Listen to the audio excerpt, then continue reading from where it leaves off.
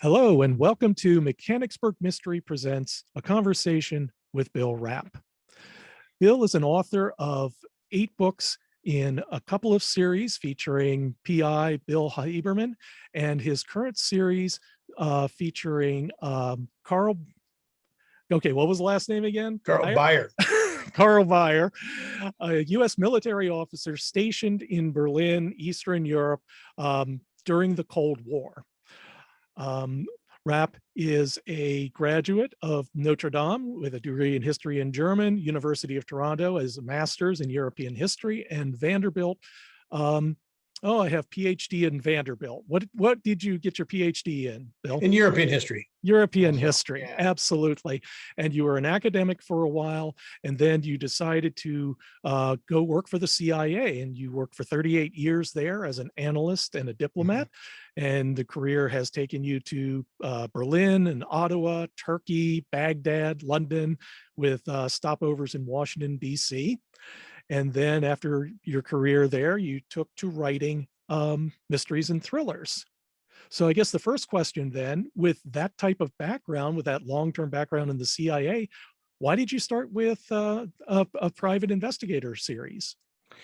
Well, actually, when I was in grad school, to take a break from reading all those history books, I would periodically pick up detective thrillers.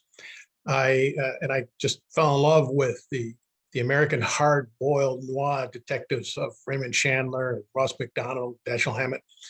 And I always, in the back of my mind, thought, gee, I'd really like to write, to take a stab at that, because I enjoy reading them so much and their ability to tell that story. So that's why I started with the private eye novels. And I really didn't know what to do, just how to set them up. And it was my wife who suggested, says, well, you're supposed to write what you know. Why don't you set them in your hometown area? They're outside Chicago. So those were the first 3 books I wrote. Actually, the first book I wrote was Berlin Breakdown, which was set against the fall of the wall. And I thought, if I'm going to try and be a writer, and I can't use my experiences in Berlin when the wall fell and Germany reunified, I haven't got much hope as a writer, So that was the first one I wrote. I refer to that as the book I learned to write on. And then I did those private eye novels. And it was only later that I switched to spy fiction, which I really felt allowed me to combine, if I set it in the Cold War, to combine my experiences working with the CIA, along with one of my real passions is history, particularly European history. And that's why I set those stories in Cold War Europe. And that's also where I focused most of my career at the agency, was in Europe. Obviously, I didn't experience the 1940s and 1950s and 1960s working for the CIA. I was a little bit too young then. But that sort of gave me that inspiration to make that transition. So. Okay, so you decided that you just wanted to use your CIA experience, but you also, I assume, did a lot of reading in thrillers as well, set in espionage books too. Sure. Yeah. Yes, I did, and I've always was attracted most to the works of somebody like Charles McCary, who said his stuff, actually, a lot of his main character operates in Germany, post-war Germany, right after the war. And I really liked the way he would blend in a lot of the history and made his character so unique. He would write German poetry as a hobby sort of thing. And I thought that, that was really enjoyable. And I enjoyed the works of Eric Ambler as well. And more recently, there are a number of books that actually point to what I like and what I don't like about the current genre and the people who practice it. I mean, they're all very accomplished writers. But the thing that bothers me about that is that they're really have a very tenuous connection to the real world of espionage and intelligence work. And I thought one of the things I wanted to do was try and give readers more of a sense of just why we do espionage, why we have intelligence communities, and the contribution they make and why it's important, and the challenges to doing that. And that's really one of the things I try and convey in the Karl Baier stories.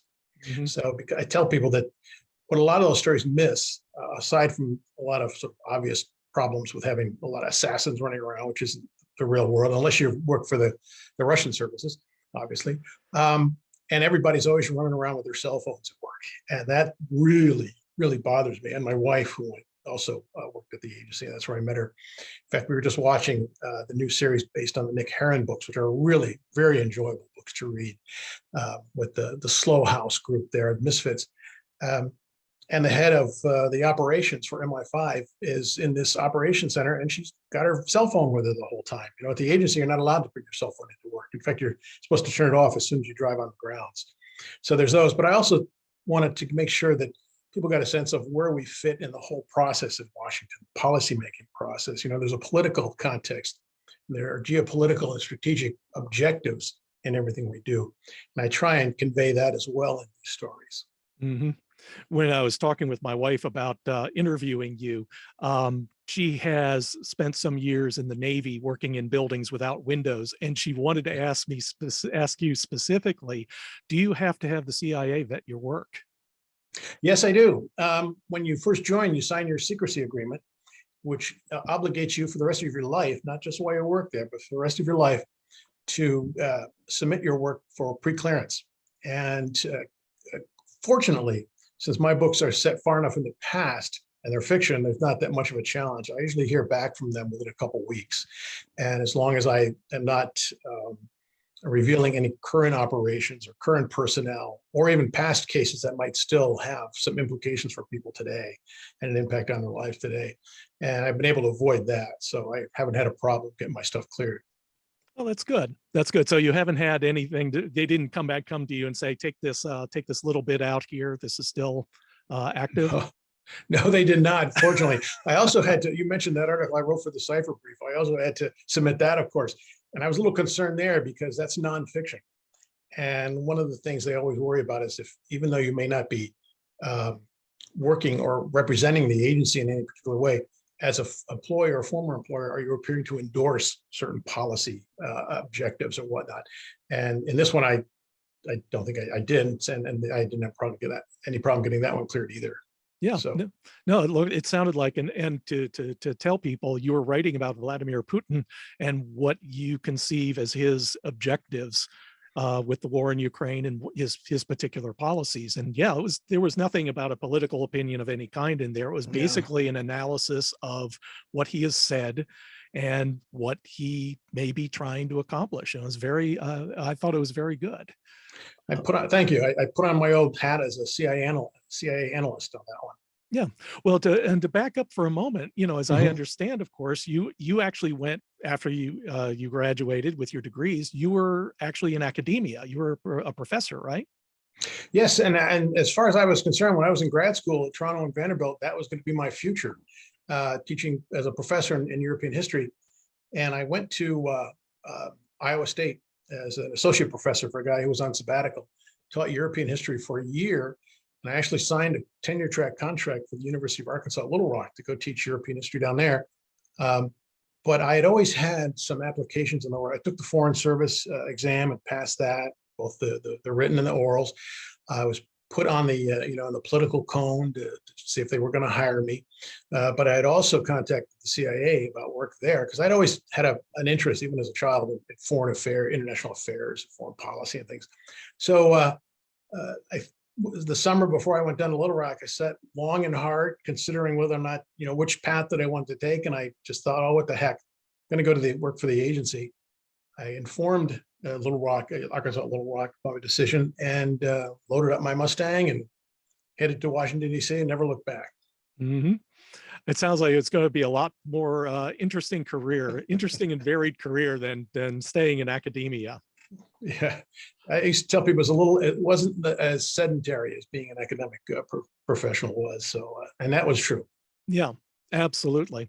Well, just out of curiosity then, and I'm not asking you to reveal anything about what you're doing, it's just about the places that you stayed and visited were so varied. What would be your favorite place or your most evocative place that you visited? I was speaking to my daughter's class in international affairs at American University one day, and I got that question, which assignment did I like the best? I said, it's kind of tough. It's like all of them had their advantages and disadvantages, of course, but I think if I was forced to make that one choice, it would probably have to be Berlin, because that was a seminal moment in European and world history. I mean, the wall fell, Germany reunified. My background focus in European history had always been Germany, modern Germany. So it was almost like a gift from heaven, to be there, to experience that personally. And I was able to draw on my background as a German historian and a lot of the reporting and the work I did there. And it was, it really, things came together, and it was just a fascinating time to be there. Yeah. I experienced it from a distance because I was a copy editor in the newsroom at the time. So naturally, it was from a remove. Was there a particular memory that stays in your mind when somebody says, the day the wall fell? Is there something that you remember? It's almost an embarrassment. What happened was we were sitting at home, and my wife said, you better go down to the wall and see what's going on there. So I said, yeah, you're right. And I think this was the day after the wall opened up. It was the following evening. So she had a very nice camera, and I took that with me, and I went down, and of course on the what they call the S-Bahn, the subway and stations, the cars were getting more and more crowded the closer you got to Berlin. So then I got out, I wandered around, I took some pictures, and then I got back on, had some very interesting impressions of what was going on. And then I got on the subway car to ride back out to where we lived. And it got so crowded, I noticed that you got jostled a lot. I noticed when I got back to the station where I disembarked, I looked down, and the lens had been separated from the camera, exposing all the film that was inside. So I lost all those personal pictures. Yeah. Oh. So one of the things I remember, aside from all the people climbing on the wall, and chipping away bits and pieces of it, it's that sort of embarrassing moment. The one that, gee, golly, what might have been. So absolutely. Well, let's move into the Cold War thriller series and talk a little bit. The latest book is Berlin Walls, which is set going from the fall of the wall to the building of the wall. It's set in 61. At that point in history, what was the status of the wall at that point? Well, at that point, it's just going up. It's I think, if I remember correct, I've been working on the next book in the series, but as I think back, he gets to Berlin a couple of weeks after the wall has started. It's not the initial day. It's not August 13th. I think it's early September, when they're trying to make the transition. These Germans and the Soviets are trying to make the transition from basically some barbed wire and checkpoints to a real wall, and they're working on the construction to it. And he goes to Berlin with a mission to help with the exfiltration of a KGB officer, one who appears in earlier stories. And of course, up until August 13th, that wouldn't have been a problem, because you had free movement between the sectors of Berlin. And you had many East Germans, for instance, lived in East Berlin, but worked in West Berlin. So he arrives there, and they think, oh, gosh, I guess we got to replan this thing, and that's what they do initially, is how do they rework this to get him out and address those challenges. Then his wife's parents come along. They've been living in the East, and they say, gee, we want to get out now too. And so I got to work about this too now. So that's where things are at. The construction is underway. I try and catch that as to when he goes through the checkpoints they have set up. He's basically driving through a construction zone. The big, lights and construction going on, all the materials built up, little construction huts and whatnot. So that's where we're at as the story opens. Yeah. Okay. And your hero, Karl Baier, what's he like as a person when we encounter him in the book? Actually, I'm glad you asked that, because I think one of the things that I try and do with these books is to dispel the notion that these spies are superheroes, always quick with a gun. They prefer the fast cars, loose women kind of thing. They're usually family men, and they're folks just like you and me. They obviously have a certain degree of dedication and training, and there's a lot of training at the agency. That's a big focus of things, and you keep re-examining is how we do our training. Do we need to change things? Do we need to update things? So he's got that. But at the end of the day, he's a guy who likes to go home to his wife or his family, his house, and he's got a very good relationship with his wife. In fact, she is from Germany. He meets her in the first book in the series, Tears of Innocence. And so she's German by birth, but she accompanies him to come back to Berlin, because she had been there after the war and in the immediate post-war days. So but he's a guy who's also very dedicated, very patriotic, but he's not blind. He's not naive, can't be in that line of work. So I think, but what I really want to convey is you might say he's an average Joe, but an average Joe with a lot of experience and exposure and training that sort of elevates him to work in this particular line of employment. Yeah. And what kind of complications does he run into in this particular book? I have this impression, obviously, he's a family man and he Yeah. has that kind of calm life.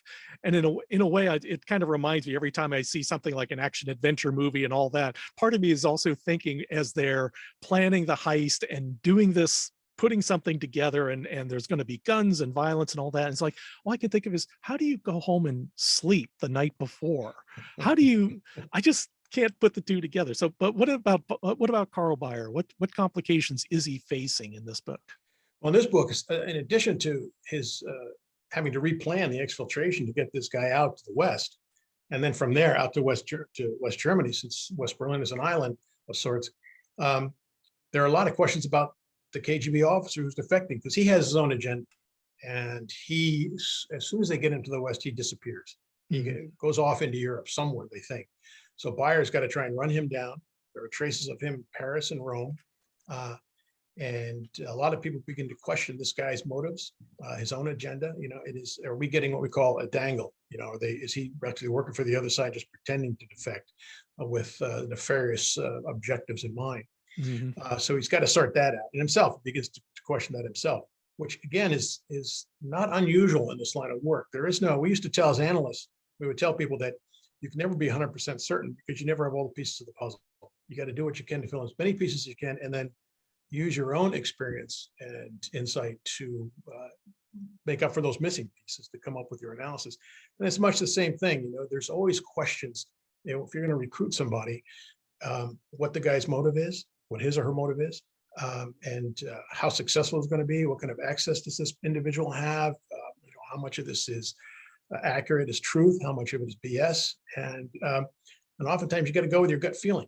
So there's never 100% certainty, and Baier experiences that as this KGB officer, Sergei Chernov, is sort of running around on his own in Europe and leaving this trail, and you're going to question. Then on top of that, there's an assassin on his tail, but Baier can never be sure how certain this assassin is as to who he's after, and what the relationship between his KGB defector and the assassin is, the KGB assassin.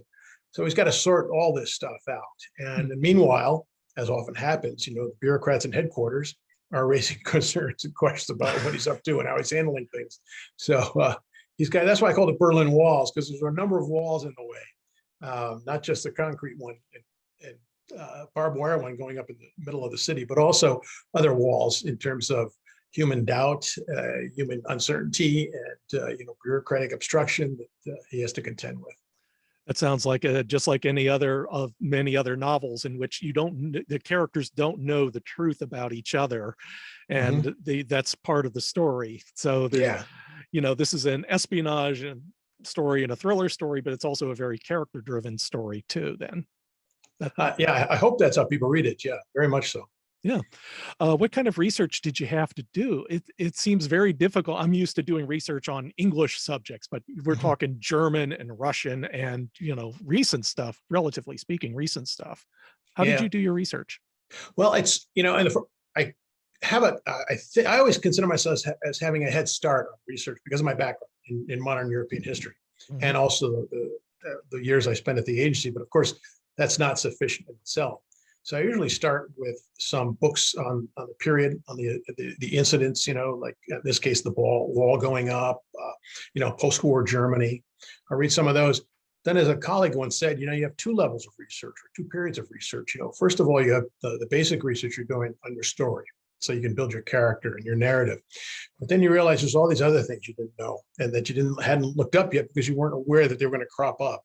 So then you do a second level of research, and there, you know, you look for. I like to look for books and articles, or talk to individuals that I think might be able to help. But then, even though I'm an old, you might call them old fart, you know, the modern computer world provides some excellent research tools with Google and Wikipedia and whatnot, so I can run down a lot of those details. And then on top of that, my wife, when she reads the manuscript, she always is a fact checker for me. And she's noticed a couple facts that needed to be corrected in later books that I hadn't corrected in earlier books. And so I thought, oh, but anyway, I'm glad I was able to catch him at some point. Mhm. I think, for instance, I think in the Habsburg variation, I refer to Heathrow Airport. But in Budapest Escape, there was no Heathrow Airport yet. It was called London Airport near the hamlet of Heathrow. And it became Heathrow Airport as it expanded and swallowed up that hamlet. So things like that. Oh yes, as a former copy editor, that's the kind of stuff that I would have to try to catch as well. So I fully understand the importance of getting those little details right. Yeah. Was there, in your research for any of the books for that matter, was there anything in particular that either surprised you, or were there something that you thought, I would love to put this in, but I have no idea where I can put that? I'm sure there were. Let me try and think for a second here. Yeah. Well, in the most recent book, I mean, that's the stuff that's freshest in my mind. That takes place in Turkey during the Cuban Missile Crisis. It's called the Turkish Triangle. And there were some, one of the things I had difficulty was finding out what hotels were operating that, where he stays. So I think I found one that was around then. I've been to Turkey a lot myself, but I don't think the hotels I stayed in were around in 1962.